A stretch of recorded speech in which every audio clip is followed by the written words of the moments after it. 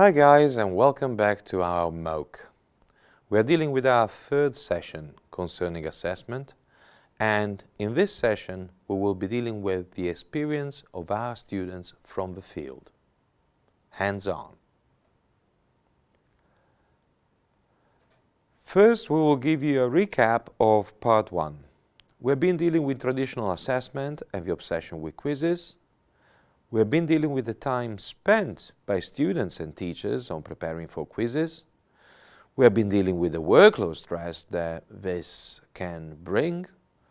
But in particular, we've also been seeing this connection between workload, quizzes, assessment, and how a school is assessed itself. In part 2, instead, we have been looking at summative assessment versus formative assessment. We have been looking at criterion referenced assessment. We then moved on to asking ourselves the question, does the student meet the required standard? We have been focusing briefly on self-reflective assessment, and we also zoomed on to assessing each other, that is, stimulating the student of being self-reflected on their own practices. We now move on to the part 3 of our MOOC. That is an example from the field, an example of formative feedback coming from the activities that were done by our students. So we do have on the one hand students that are part and parcel of our pre-bachelor for asylum seekers at this university. The pre-bachelor for asylum seekers at this university is meant to introduce newly arrived students to what it means to be a university student and what it means to be a student in the Netherlands. In there, we have been trying to implement formative feedback from the field. And we did that by using ELA. And you may wonder, what is ELA then? Well, ELA has got to do with ethnographic linguistic landscaping. E for ethnographic, L for linguistic, and LA for landscaping. But what does ELA actually mean?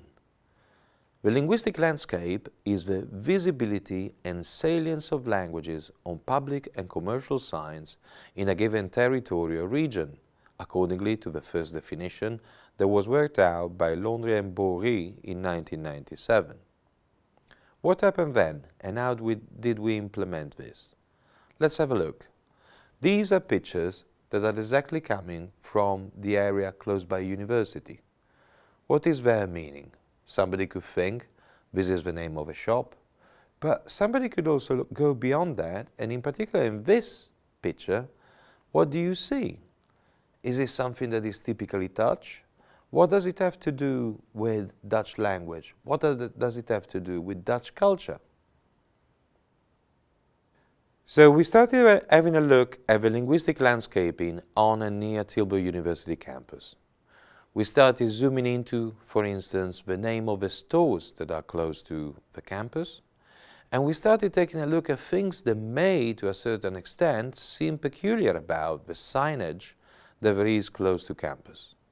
We could find, for instance, Spanish, but we could also find things that have to do with the digital world. Hashtag Baumei. And we were wondering, what does this mean, Baumei? We also, of course, found the presence of big languages, like English, but also the presence of other languages, like Papiamentu.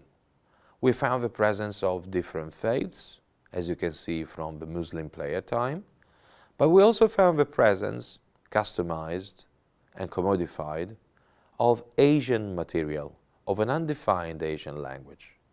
But what does that say about the environment?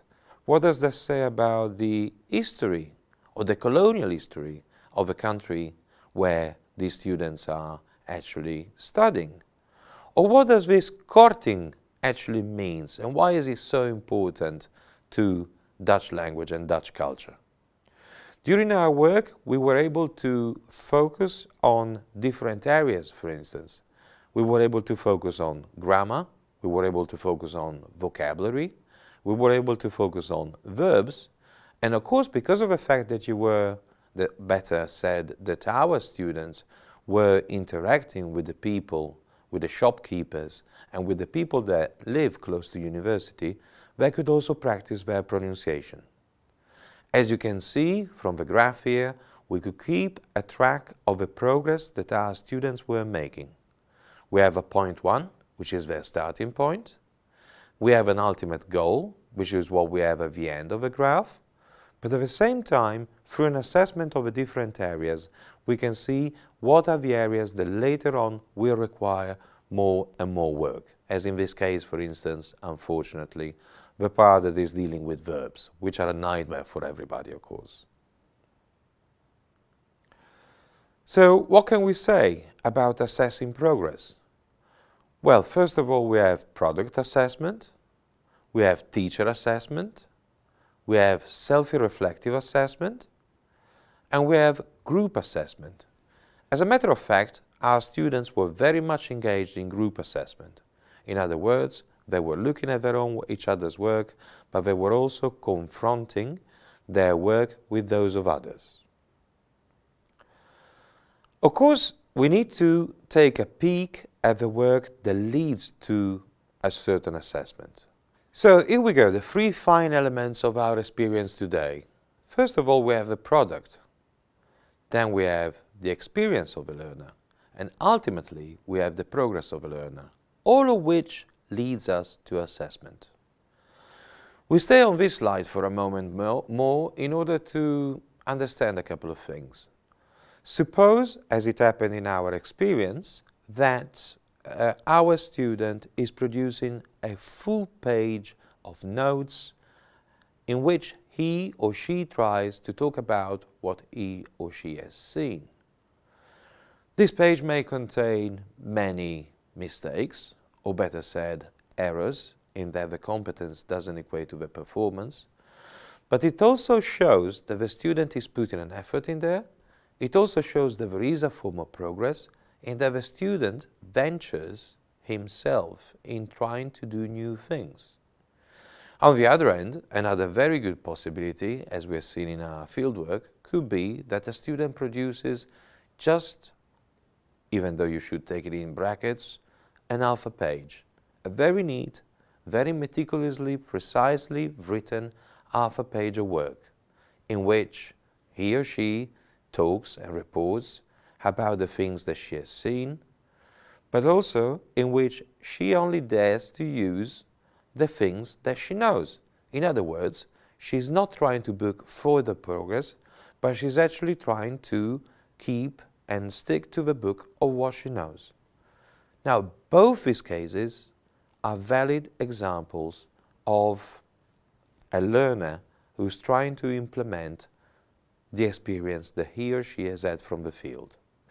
One of the things we noticed from this exercise is that our students were engaged in several things. First of all, they were getting acquainted with sociolinguistics. Second, they were getting acquainted with ethnography. And they were getting even more acquainted with the language that was present in real life situations. Because that's fundamentally what we want to achieve, isn't it? We want to prepare our students for real life through participation. And this participation was obtained by taking pictures of the areas around the university and within university. It was obtained also by talking to the people that were shop owners. It was also obtained by asking people questions that they didn't think about. For instance, why did you choose for a certain language? Why did you choose for a certain name for your store? What does that name mean? What does it call upon? Does it call upon a colonial past? Does it call upon the presence of you as a migrant? And why is it grammatically correct? Or why isn't it grammatically correct? And so forth and so forth. So basically, we do believe that every single exercise that we try to carry out will bring students closer into real life situations. And now we move on to a recapping slide. So what we've seen so far, we went into formative assessment, and from going into formative assessment, we're seeing that formative assessment can be applied in many ways. There is not just one way toward formative assessment. We also seen that formative assessment can be carried out many times, not just one time within the learning trajectory, therefore at the very end, but it can be carried out once you have experiences taken from the field. We also seen that there are less rigid measurements that somebody can use in order to track student progress. As in this case, while we were talking about, for instance, ethnographic linguistic landscaping, we have also been drawing on the fact that students may produce shorter or larger pieces of writing, more or less correct, with more or less errors, but in the end of the day, what we look is not only the competence, but also the performance, not only the performance, but also the way in which these students have approached to real-life situations. That to say that we take care of the holistic side and the holistic development of a learner. Therefore, we come to a criterion reference assessment, which basically means that we employ new criteria aside from how many mistakes have been done, how many verbs were wrong, how many articles have been gone missing in action. We use criterion reference assessment for the work of our students. What does a student, therefore, have to be able to do in order to achieve, in order to fulfill the conditions of a certain real-life situation? At what point in time does he or she need to be able to do that? And finally, one of the things that we noticed with our workshop with our students was the capacity of the students to be not only self-reflective, but also self-reflective engagement and assessment of the work of others. What does basically mean? It means the capacity of our learner to reflect upon the work that they've been doing. It also means the capacity to work in groups. And it means the capacity to confront and compare the work that different groups have been doing, learning from each other's mistakes, learning from each other's advantages, learning from each other's points of strength. In so doing, therefore, we come to the end of our third session that is concerning the MOOC.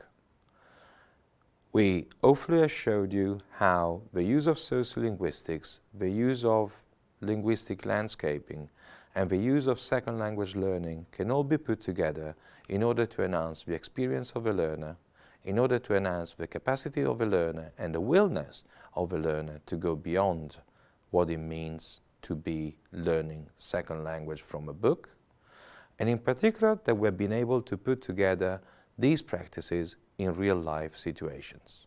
Thank you very much for watching. Take care.